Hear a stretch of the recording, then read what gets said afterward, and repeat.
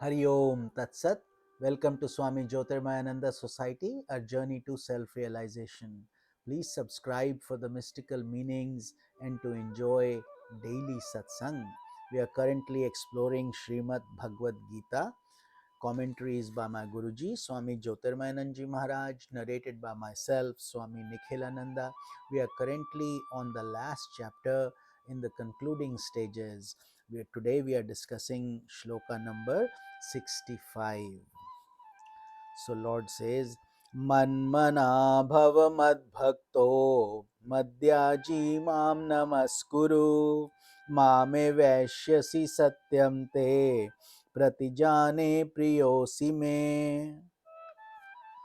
So God says, fix your mind on me, be devoted to me, resign all things to me, offer adorations to me, you will indeed attain me. This I truly promise to you because you are very dear to me.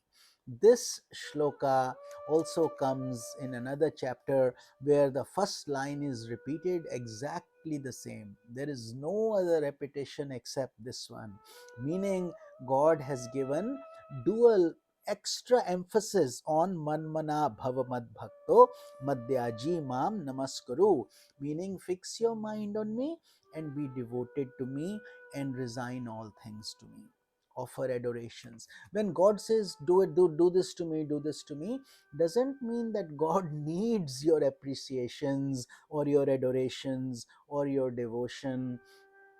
He is doing it out of compassion for you, for your grace, for your connecting with God, for your union with God. It makes no difference to God whether you come to Him or not, or you want to keep on rotating in the cycle of life and death. But like any mother loves her child, God also loves you. For that reason, He is guiding us so we can avoid all these future embodiments and the pain. So for that reason only, Lord is not Krishna here. He is Brahman, the ultimate God through which all creation has come, and Krishna is the incarnation through which this wisdom is coming out. So this is important that we understand when God is saying, give yourself to me, give yourself to me. He is doing it for love, for you, for your grace, for your betterment. And he says, if you do that, what will happen? You will attain me because you will constantly think of me and therefore you become part of me. This, because you are very dear to me, you will come to me. I make promise to you, truly promise to you. So God is saying, this is my contract. I'm willing to tell you I love you and I promise you this. What more do we want from God? Even then, some unfortunate souls may not find this, may not put in their heart and soul, and this is why I call them unfortunate, because the forces of Maya are very strong indeed. So for those aspirants who are sincere, should sincerely ponder over the wisdom of these words and spiritualize their daily life and all their actions also. Shloka 66. Sarvadharman parityajya mamekam sharanam vraja aham tva sarva papebhyo mokshaishyami ma shuchaha. Having renounced all dharmas, involvement in duties and limitations thereof, take refuge in me alone. I will verily free you of all sins. Do not grieve. The whole of Gita is about don't grieve. The real Gita, they say, some experts say like this, that it starts from chapter 2, shloka number 11, where Lord is scolding Arjuna, where he says, Ashochananva shochatsvam pragyavadanscha bhashase gatasu na gatasuncha nanu shochanti pandita shochanti. They don't grieve. He says, you are grieving over things not worth grieving for. Those who depart or those who are still living, don't grieve for them because it's all illusory. And then it took Lord 700 shlokas to convince Arjuna for this. And here in the concluding stages, God is saying the same thing. Sarva dharman paritij, having renounced all dharmas or involvement in things. That doesn't mean renouncing, doesn't mean you quit your job. you you just that does happen at a very high stage, where you have actually accumulated those merits and you have purified yourself and you can sustain yourself, then it's okay. But in an immature state, this is not what God is saying. He's saying renounce the attachments to things. Just renounce the continue to do your duties with your mind on God. So your God is the priority. Although the work is being done inwardly, you belong to God. Take refuge in me alone, God says. So why? Because this whole cosmos is him only. You also are nothing but him only. Ultimately, he is in your heart. Sarva dharman. So when you sleep, what happens? Is your mind working, body working, senses? You don't know. You are just deep sleeping. So nature is doing all these things for you at that time. Then you wake up again. So God is saying, I will free you of all sins, don't grieve. Mashucha. Because these sins create karmas, and those karmas have to be purged with painful outcomes, painful circumstances. And good karmas will give you some good fruits, better jobs, better promotions. You may be born in a rich family, etc. And bad karmas, by definition, will give you pain. Thorn gets stuck, you have an accident, something wrong happens. So these karmas will continue to alternate. But here God is saying, I will free you of all the sins, I will absolve all your karmas, I will free you from all of them. So don't grieve. But you have to do your part. It's a God is doing his part by guiding us. We have to do our part by following the guidance. So, shloka number 67. Idam te natapasya kaya nama bhaktaya kadachana na cha shushrushave vachyam na cha mam yo abhyasuyati.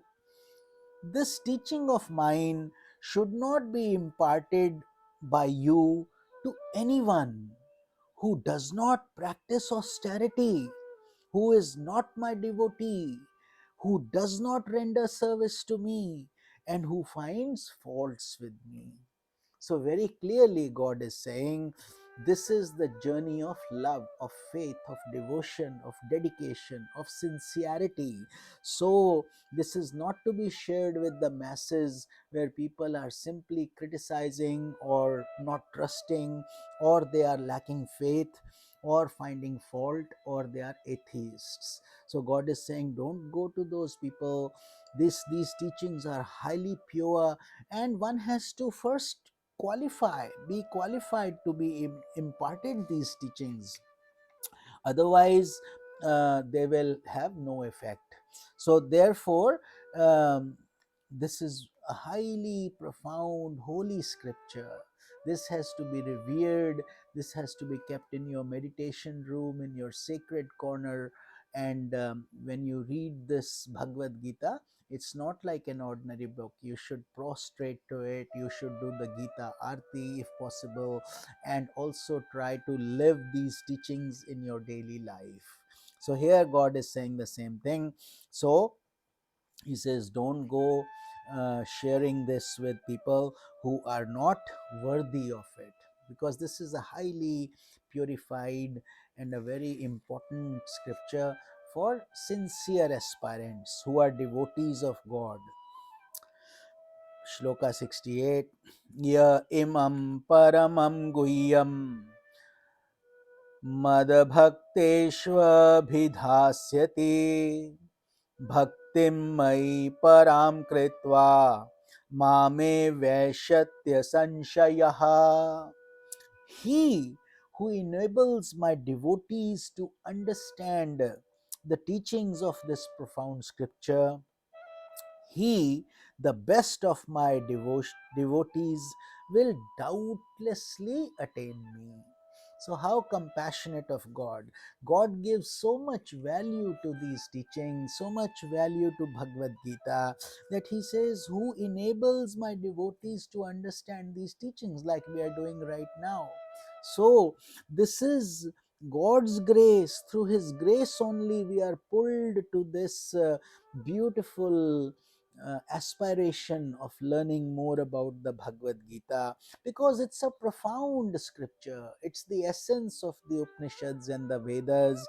And he says, such a person becomes the best of my devotees. All devotees, so many devotees love God, but someone who is taking on this mission of sharing this knowledge, divine knowledge with others, is doubtlessly God's close devotee and very close to God. That's where he, Lord Krishna himself, is saying that. How gracious and loving of him. Then he continues, Shloka 69, Nacha tasman manushyesu kaschin me priyakritamaha bhavita nacha me tasmad anyah priyataro bhuvi.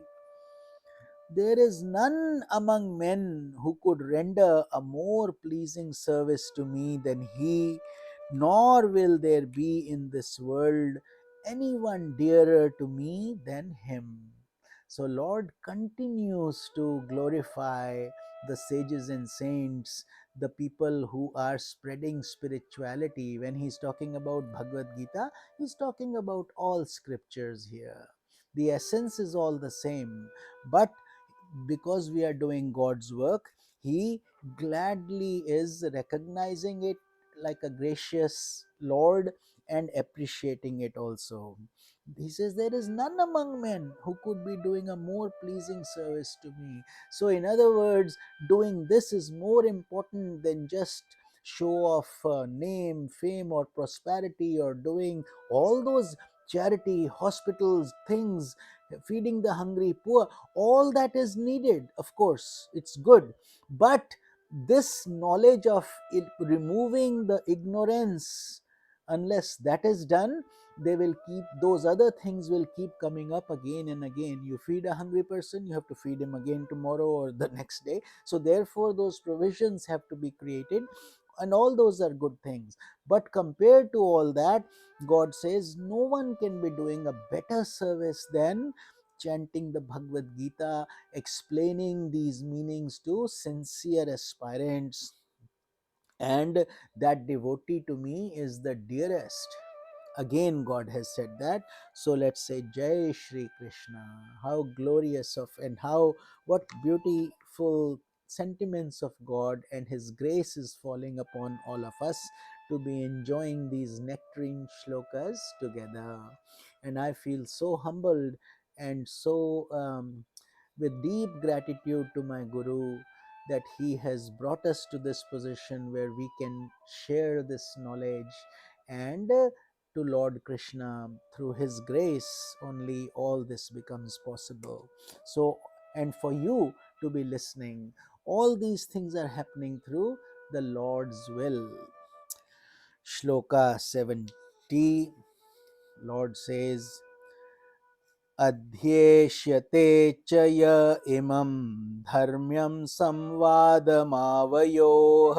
ज्ञानयज्ञेन तेनाहमिष्टः स्यामिति मे मतिः.